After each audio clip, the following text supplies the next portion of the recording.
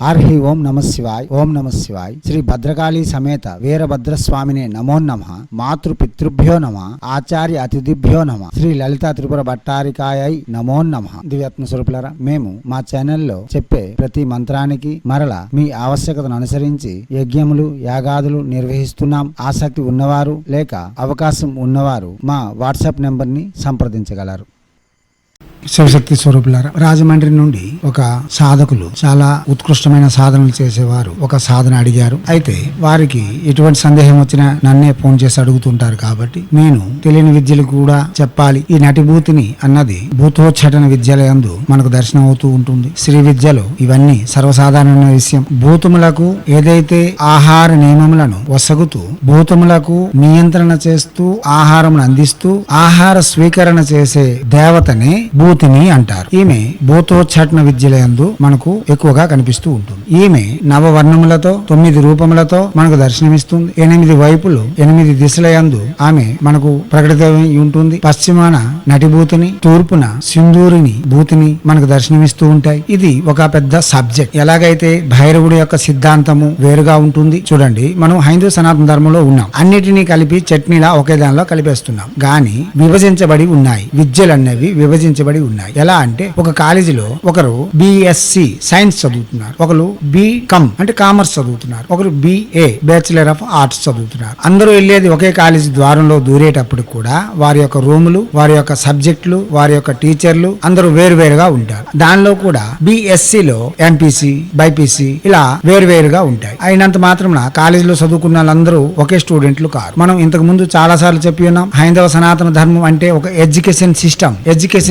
అక్కడ తులసాకుకి పిహెచ్డి చేసే వాళ్ళు ఉంటారు, మారడి పత్రికి పిహెచ్డి చేసే వాళ్ళు ఉంటారు, పురుగులకు, తీములకు, దోమలకు పిహెచ్డి చేసే వాళ్ళు కూడా ఉంటారు. ఒకే సబ్జెక్ట్ కి సంబంధించి యూనివర్సిటీ ఉండదు. అదే ప్రకారంగా సర్వ విద్యల యొక్క సమోహారము, విజ్ఞానం యొక్క ప్రగాఢ ప్రకటితము హైందవ సనాతన ధర్మం. వేదం అంటే కేవలం మంత్రోచ్చరణ కాదు. మంత్రము అంటే తప్పనిసరి అనుసరించవలసినది. మంత్రము అంటే ప్రత్యక్షార్థము, తప్పక అనుసరించవలసినది, ఆజ్ఞగా చెప్పబడుతున్నది. మంత్రం అంటే జీవో, గవర్నమెంట్ ఆర్డర్. అర్థమవుతుంది కదా.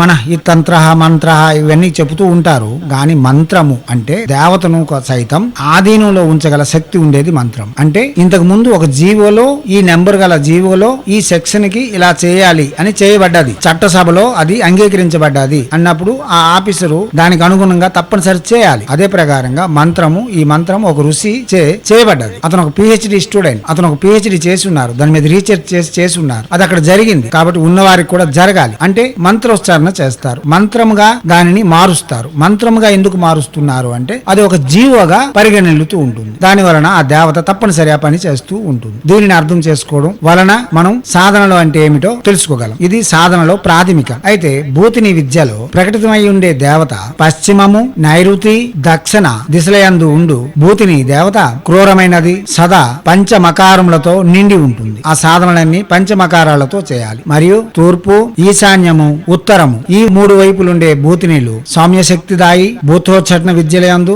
సంహార రక్షణ చేస్తూ ఉంటాయి. అయితే ఏదైతే అధః అంటాం కదా, ఇది నైరుతి, పశ్చిమం, దక్షిణం ఈ భూతినిలు క్రూరత్వం గాను, శత్రు సంహారక దేవతలు గాను, మనకు రక్షణ దేవతలు గాను ఉంటారు. అదే ఉత్తర, ఈశాన్య, తూర్పులో ఉండే దేవతలు మనకు వైభవమును, సౌభాగ్యమును, తేజస్సును కలిగిస్తూ ఉంటారు. ఆగ్నేయము, వాయువేయము దిశలందు ఉండు భూతినిలు ప్రజ్వలితము లేక ధ్వంసము. ఆ రెండు ఎప్పుడు కలిసినా ధ్వంసముగా, ధ్వంస శక్తిగా మారుతూ ఉంటారు. ఈ 8 మంది మధ్యన ఒక స్వర్ణ ఆకార రూపముతో స్వర్ణ కమలముపై కూర్చొని ఒక దేవత ప్రకటితమై ఉంటుంది. ఆమె స్వర్ణభూతిని. అయితే ఎవరైనా స్వర్ణభూతిని చేయాలనుకునే వాళ్ళు ఏదైనా ఒక భూతిని యొక్క సాధన చేసి మార్గం గుండా ప్రవేశించాలి. అప్పుడు లేదా ప్రత్యక్ష భూతిని అనగా భూతిని యొక్క మూల శక్తిని మంత్రశక్తి ద్వారా బంధన చేసి ఆహ్వానం చేసి ఆమెను వశపరుచుకొని తర్వాత మంత్ర సాధనలు చేయవలసి ఉంటుంది. ఏదైతే పశ్చిమము, నైరుతి, దక్షిణ దిశలందు ఉండు భూతినిల యొక్క విద్యలు గురు సమక్షంలోనే చేయాలి. అవి పంచమకారములతోను మైథునము, మధ్యము, మాంసము మరియు సొండబలం పశుబలిహి అంటే ఏదైనా 4 కాళ్ళ జంతువుని బలిచ్చి మరి పూజ చేయవలసి ఉంటుంది. ఆ రక్తమును వృత్తము లేని శంఖము అనగా గవ్వవలే పెద్దదిగా ఏదైతే ఉంటుందో పెంకువలే అటువంటి శంఖములో రక్తము పట్టి ఆమెకు ప్రసాదంగా నివేదన చేస్తూ ఆ మధ్యమును ఆ ఆ రక్తమును సాధకుడు తీసుకోవలసి ఉంటుంది. ఇది చేసేటప్పుడు నది సమక్షంలోనే చేయాలి. సర్వ విధమైన శక్తులతో చేయవలసి ఉంటుంది. ఈ సాధనలు చేసేవారు నల్లటి వస్త్రములతో చేయాలి. అయితే గురువు గారు మీకు ఎలా తెలుస్తుంది? శ్రీమాత మనకు అండగా ఉండగా ఏ విద్య కావాలన్నా చెప్పడానికి ఆమె ఉంది కదా. పలికెడిది భాగవతమట, పలికించెడిది శ్రీరామభద్రుండట. అలాగే పలికెడిది రవికుమార్ నిఖిలానంద సాగర్ మహారాజ్ గాని పలికించేది శ్రీమాత శ్రీ చాముండేశ్వరి దేవి దివ్యాత్మ స్వరూపులారా. దీన్ని మీరు అనుసరించి ఈ విద్యల యొక్క గొప్పతనంను తెలుసుకోగలరు. అయితే ఇప్పుడు అతను కోరుకునేది ఎవరైతే రాజమండ్రి నుండి శివస్వామి మాకు కోరి ఉన్నారో అది స్వర్ణ భూతిని యొక్క మంత్రం గురించి చెప్పమన్నారు. స్వర్ణ భూతిని అన్నది మధ్యలో ఉండే భూతిని. ఆమె వద్దకు చేరుకోవాలంటే ఏదో ఒక భూతిని యొక్క సాధన చేయాలి, లేక మూల భూత శక్తి భూతోచ్ఛటన యొక్క మూలమైన భూతిని శక్తిని మనం పూజించవలసి ఉంటుంది. అయితే ఈ భూతిని శక్తి అంటే ఎవరు?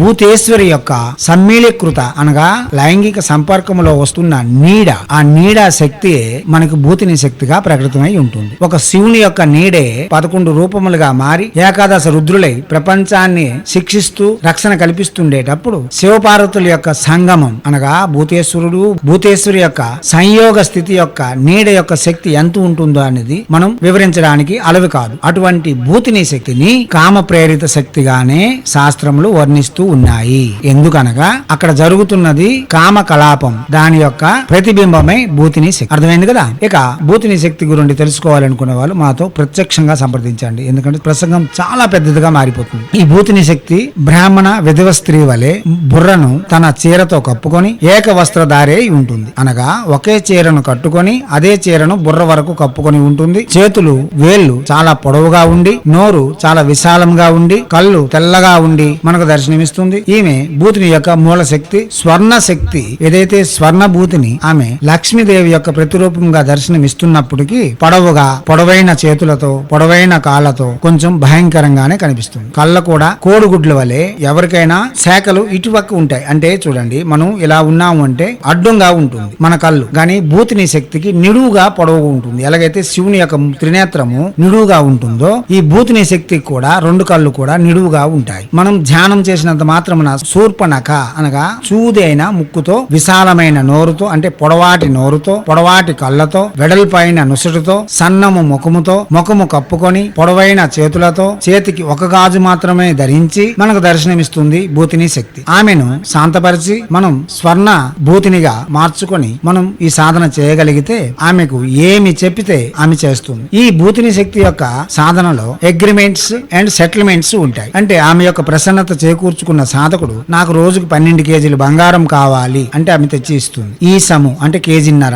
మణుగు అంటే 12 కేజీలు. ఈసము నుండి 12 కేజీలు అంటే మణుగు వరకు, ఈసము అంటే తక్కువలో కేజీన్నర వరకు నుండి మణుగు అంటే 12 కేజీల వరకు ఒక రోజులో కేజీన్నర నుండి 12 కేజీల వరకు బంగారం మనకు ఆమె అందించగలదు. లేదా స్వర్ణాభరణములు ఏమైనా చేసి ఇవ్వగలదు. ఇప్పుడు నటిభూతిని ఉంది. ఆమె ఏం చేస్తుంది? ఒకరిలో ప్రవేశించి వారి యొక్క ఆత్మను బయటకు తెచ్చి వారిని చంపేస్తుంది. ప్రత్యక్షంగా చంపేస్తుంది. ఒక్క రాత్రిలో చంపేస్తారు. అదే సింధూరిని భూతిని ఉంది. ఆమె ఏం చేస్తుంది? ఒక మగవాడికి ఏదైనా సరే ప్రాణాంతకం ఉండేటప్పుడు అతను దేహమంతా రుగ్మతలతో కుట్టుమిట్ట ఆడుతుండేటప్పుడు ఈ సింధూరి భూతిని యొక్క సాధన చేయడం వలన ఒక్క రోజులోనే దేహం మొత్తం శుద్ధి చేయబడుతుంది. ఇటువంటి మహత్తరమైన శక్తిని చూపించే భూతిని శక్తులు 41 రోజు సాధన చేసిన తర్వాత ఒక్క రోజులో ఆమె ప్రసన్నం చేకూర్చగలదు. అయితే ఈ సాధన ఎలా చేయాలి అన్నది ముందుగా మనం తెలుసుకుందాం. స్వర్ణభూతిని సాధన చేయాలనుకునే వాళ్ళు బంగారు వర్ణము లేక గోధుమ వర్ణము వస్త్రములు ధరించి ఉత్తర తూర్పు అభిముఖంగా కూర్చొని జపం చేయవలసి ఉంటుంది. రుద్రాక్ష మాల మాత్రమే జపం చేయాలి. ప్రతిరోజు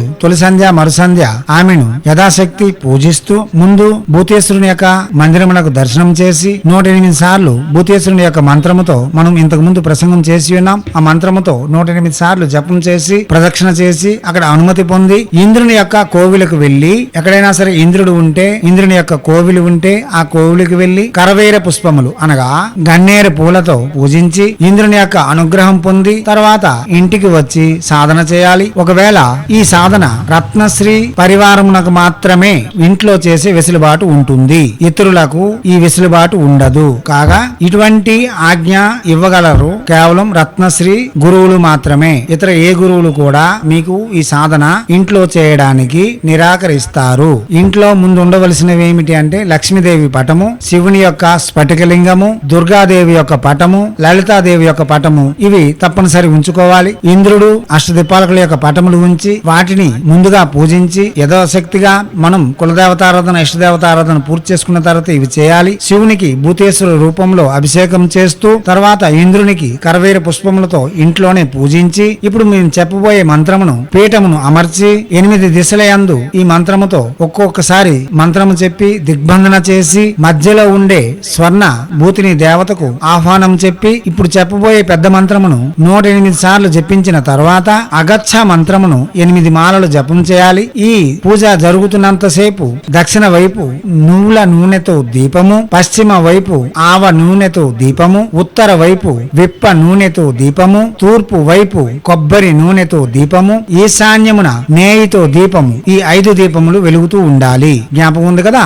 ఈశాన్యములో నేయితో దీపము, తూర్పున కొబ్బరి నూనెతో దీపము, దక్షిణమున నువ్వుల నూనెతో దీపము, పశ్చిమమున ఆవ నూనెతో దీపము, ఉత్తరమున విప్ప నూనెతో దీపం వెలిగించి 5 వైపులు 2 చొప్పున అగరవత్తులు వెలిగించి పూజను ప్రారంభించి తర్వాత జపం చేయాలి. ముందు పెద్ద మంత్రమును 108 సార్లు జపం చేసిన తర్వాత అగచ్చ మంత్రమును 8 మాలలు జపం చేయవలసి ఉంటుంది. ముందుగా సర్వదేవత రక్షణ, సర్వ దుష్ట సంరక్షణ, సాధన రక్షణ మంత్రమును మీకు అందిస్తుంది రత్నశ్రీ హిందూ సేవా సమాజ్. ఈ మంత్రములన్నీ చక్కగా నేర్చుకున్న తర్వాతే సాధనకు ఉపక్రమించాలి. ముందుగా మన శరీరము, గృహము, గ్రామము, నగర వందన అంటాం కదా. నగర వందన, దేశ వందన, గ్రహ వందన, దిప్పాల వందన జరిగిన తర్వాత అగచ్చ మంత్రమును 8 మాలలు జపం చేసిన తర్వాత మూల మంత్రమును జపించవలసి ఉంటుంది. ఉదయం సాయంత్రం చేసేటప్పుడు మూల మంత్రము కేవలం 108 మాత్రమే జపం చేయాలి. తర్వాత రాత్రి 12 గంటల నుండి 3 గంటల వరకు నిర్విరామముగా మంత్ర జపం చేయాలి. ఇది 41 రోజు దీక్షా కంకణ బద్దులే చేయవలసి ఉంటుంది. మీరు 7 రోజులు చేసిన తర్వాత భూతిని దేవి మీకు కొన్ని సూచనలు ఇస్తూ మీకు దర్శనం ఇవ్వడానికి ప్రయత్నం చేస్తుంది. దానికి అడ్డుకోవడానికి చాలా శక్తులు కూడా ప్రయత్నం చేస్తూ ఉంటాయి. కాబట్టి మీరు ఏదైతే పీఠంలో పూజించి ఉన్నారో ఆ పీఠంలో పసుపుతోను కుంకుమతోను పూజలు చేయాలి. ఆ కుంకుమను ముసలను ధరించి మనం జపమున కూర్చున్న ఎడల ఇటువంటి ఆటంకములు రావు. మనం ఏం చేయాలి, అక్కడ విభూతితో శివునికి అభిషేకం చేసిన తర్వాత ఆ విభూతిని దేహమంతా ధరించి జపం చేయడం వలన ఇంకా విశేషమైన ఫలితములు ఇవ్వగలదు. లగ్న దేహముతో కూర్చొని మొలతాడు కూడా లేకుండా కూర్చొని జుత్తుని దువ్వుకోకుండా గడ్డమును గీయకుండా ఉండాలి. ఉత్తరాభిముఖంగా కూర్చోవాలి. పురుషాంగము భూమికి తగలకుండా చూసుకోవాలి. పల్చని ఎర్రని వస్త్రమును ఆశ్రమంగా వేసుకుని జపం చేయవలసి ఉంటుంది. ఇతర వివరములకు మాతో ప్రత్యక్షంగా సంప్రదించగలరు. ఈ సాధన ప్రారంభించవలసిన తిథి వార నక్షత్రములు తిథి అష్టమి, శుక్లపక్షమైన కృష్ణపక్షమైన పర్వాలేదు. నక్షత్రము భరణి, వారము శనివారము. 3 కలిసి వచ్చినదైతే ఇంకా మంచిది. లేని ఎడ్ల ఈ మూడిట్లో దేన్నైనా అనుసరిస్తూ సాధన ప్రారంభించవలసి ఉంటుంది. దివత్మ స్వరూపులారా, ముందు దేహ సంరక్షణ మంత్రము ఓం ఐం హ్రీం శ్రీం హ్రాం హ్రీం హ్రూం హ్రైం ఓం నమో భగవతే మహాబల పరాక్రమాయ భూత ప్రేత పిశాచ సాకిని డాకిని యాక్షని పూతన మారి మహామారి యక్ష రాక్షస భైరవ బేతాళ గ్రహాన్ రాక్షసాదికం క్షణేన హన హన హన భంజయ వంజయ మారయ మారయ శిక్షయ శిక్షయ మహామారేశ్వర రుద్రావతార హుం ఫట్ స్వాహ. మంత్రం మరోసారి ఓం ఐం హ్రీం శ్రీం హ్రాం హ్రీం హ్రూం హ్రైం ఓం నమో భగవతే మహాబల పరాక్రమాయ భూత ప్రేత పిశాచ సాకిని డాకిని యాక్షని పూతన మారి మహామారి యక్ష రాక్షస భైరవ బేతాళ గ్రహాన్ రాక్షసాదికం క్షణేన హన హన హన భంజయ వంజయ మారయ మారయ శిక్షయ శిక్షయ మహామారేశ్వర రుద్రావతార హుం ఫట్ స్వాహ. మంత్రం మరోసారి ఓం ఐం హ్రీం శ్రీం హ్రాం హ్రీం హ్రూం హ్రైం ఓం నమో భగవతే మహాబల పరాక్రమాయ భూత ప్రేత పిశాచ సాకిని డాకిని యాక్షని పూతన మారి మహామారి యక్ష రాక్షస భైరవ బేతాళ గ్రహాన్ రాక్షసాదికం క్షణేన హన హన హన భంజయ వంజయ మారయ మారయ శిక్షయ శిక్షయ మహామారేశ్వర రుద్రావతార హుం ఫట్ స్వాహ. ప్రసంగమును క్షుణ్ణంగా వినండి. 1-2 మార్లు విని అర్థం చేసుకున్న తర్వాతే సాధనలకు ఉపక్రమించండి. ఇటువంటి సాధనలు గురువు ప్రమేయం లేకుండా ఎటువంటి పరిస్థితిలో చేయడానికి వీలుండదు. గురువు యొక్క ఆజ్ఞతో, గురువు యొక్క ప్రమేయంతో, గురువు చెబితేనే చేయాలి. అయితే ఇప్పుడు అగచ్చ మంత్రమును అనగా ఆకర్షణ మంత్రమును చెప్పవలసి ఉంటుంది. ఈ మంత్రము ఎలా అంటే క్రీం క్రీం క్రీం భూతేభ్యో స్వర్ణ భూతిని అగచ్చ వస్య ఆజ్ఞ పాలయ ఫట్. ఇది స్వర్ణ భూతిని. ఇతర భూతినిలకైతే ఆ భూతిని అన్న దగ్గర ఆ భూతిని యొక్క పేరు చెప్పవలసి ఉంటుంది. భూతిని యొక్క పేర్లు చివరిలో చెప్పుకుందాం. ఇప్పుడు అగచ్చ మంత్రము చెప్పుకుందాం. మంత్రము క్రీం క్రీం క్రీం భూతేభ్యో స్వర్ణ భూతిని అగచ్చ వస్య ఆజ్ఞ పాలయ ఫట్. మంత్రం మరోసారి క్రీం క్రీం క్రీం భూతేభ్యో స్వర్ణ భూతిని అగచ్చ వస్య ఆజ్ఞ పాలయ ఫట్. మంత్రం మరోసారి క్రీం క్రీం క్రీం భూతేభ్యో స్వర్ణ భూతిని అగచ్చ వస్య ఆజ్ఞ పాలయ ఫట్. దేవత్మ స్వరూపులారా, మనం ముందు ఒక మంత్రం చెప్పి ఉన్నాం. ఆ మంత్రము భూతేశ్వరుని యొక్క సన్నిధిలో ప్రదక్షిణ చేస్తూ 108 జపం చేయడం వలన సర్వత్ర విజయములు, సర్వత్ర రక్షణ, సర్వగ్రహదోష నివారణ మరియు సర్వత్ర విజయములు చేకూర్చగలదు. ఈ మంత్రము స్వర్ణభూతిని మంత్రముతో పాటు విడిగా కూడా మన యొక్క ఆవశ్యకతను అనుసరించి చేసుకోవలసిన మంత్రం. అదే ప్రకారంగా అగచ్చ మంత్రము కూడా 11 లక్షలు జపం చేసి స్వర్ణభూతిని యొక్క ప్రసన్నత కూడా పొందవచ్చు. ఇక మనం స్వర్ణభూతిని యొక్క మంత్రం చెప్పుకుందాం. ఆ మంత్రం చెప్పిన తర్వాత భూతిని యొక్క పేర్లు, వివరములు చెప్పుకుందాం. ఇప్పుడు స్వర్ణభూతిని యొక్క మంత్రం క్రీం హ్రీం హుం ఫట్ ఫట్ భూతాభ్యో ఆగచ్చ ఆగచ్చ స్వర్ణ భూతిని వస్య వస్య ఆజ్ఞా పాలయ పాలయ హుం హ్రీం ఫట్ భూతిని ప్రత్యక్ష ప్రత్యక్ష హుం హుం హుం ఫట్. మంత్రం మరోసారి క్రీం హ్రీం హుం ఫట్ ఫట్ భూతాభ్యో ఆగచ్చ ఆగచ్చ స్వర్ణ భూతిని వస్య వస్య ఆజ్ఞా పాలయ పాలయ హుం హ్రీం ఫట్ భూతిని ప్రత్యక్ష ప్రత్యక్ష హుం హుం హుం ఫట్. మంత్రం మరోసారి క్రీం హ్రీం హుం ఫట్ ఫట్ భూతాభ్యో ఆగచ్చ ఆగచ్చ స్వర్ణ భూతిని వస్య వస్య ఆజ్ఞా పాలయ పాలయ హుం హ్రీం ఫట్ భూతిని ప్రత్యక్ష ప్రత్యక్ష హుం హుం హుం ఫట్. దివాత్మ స్వరూపులారా, ఈ భూతిని విద్యలు చాలా శక్తివంతమైనవి, ప్రమాదకరమైనవి, చాలా జాగ్రత్తగా చేయవలసినవి. అయితే మనకు గోచరమైన భూతినిలు అష్టభూతినిలు 8 మంది భూతినిలు యొక్క సాధనలు శాస్త్రములో చెప్పబడుతూ ఉన్నాయి. గాని వీటికి అతిక్రమించి మధ్యలో స్వర్ణభూతిని, కర్ణభూతిని, యక్షభూతిని, సౌందర్య భూతిని, ఐశ్వర్య భూతిని, ఇలా మరి 7 భూతినిలు మనకు ప్రకటితమై ఉంటాయి. ఈ అష్టభూతినిల యొక్క మధ్యలో ఏదైనా ఒక భూతినికి పెట్టి మనం భూతిని సాధన చేసుకోవచ్చు. ముఖ్యముగా ఉండే అనగా నిత్య ప్రకటిత అష్టభూతినిలు నుండి చెప్పుకుందాం. కుండల్ బాతి భూతిని, సుందరిని భూతిని, సింధూరిని భూతిని, హారిని భూతిని, నటి భూతిని, మహానటి భూతిని, చేటిక భూతిని, కామేశ్వరి భూతిని, కుమారిక భూతిని, ఈ 8 మంది భూతినిలు మనకు నిత్యము గోచరం అవుతూ ఉంటారు. వీరు అష్ట దిశలందు ఉంటూ ఆ దిశను అనుసరించి వారి యొక్క పరివర్తనతో మనకు శక్తులను మరియు ఆవశ్యకతలను తీరుస్తూ ఉంటారు. స్వర్ణ భూతిని అన్నది కల్పిత పాత్రగాను లేక ఋషి యొక్క ప్రమేయముతో సముద్భవించినదిగాను శాస్త్రములు వచిస్తూ వస్తున్నాయి. దర్శన యోగము హైందవ సనాతన ధర్మము మనం ఎలా దర్శిస్తే అలా దర్శిస్తూ దర్శనమిస్తూ ఉంటారు దేవతలు. అంటే ప్రణవ స్వరూపమైన పరమాత్మ మన యొక్క దర్శన యోగమును అనుసరించి మన యొక్క ధ్యాసను అనుసరించి దర్శనమిస్తూ ఉంటారు. ఆ యోగులు ఆ విధముగా దర్శనం చేసి మనకు అందించినవే మంత్ర విద్యులుగా సాధనలుగా మనం ఆచరిస్తూ వస్తున్నాం. దానిలో స్వర్ణ భూతిని కూడా అలా ఒక ఋషిచే చేయబడిన భూత విద్య, భూతిని విద్య, భూచ్చటన విద్య. దీని వలన స్వర్ణము బంగారము లభిస్తుందని, ఆమె 2 చేతులతో మన దోసిళ్లలో బంగారము నింపుతుందని శాస్త్రములు వచిస్తూ వస్తున్నాయి. దివ్యాత్మ స్వరూపులారా, చేయగలిసిన వారు చేయండి. ఎటువంటి సందేహములు ఉంచుకుంటా చేయండి. ఏదైనా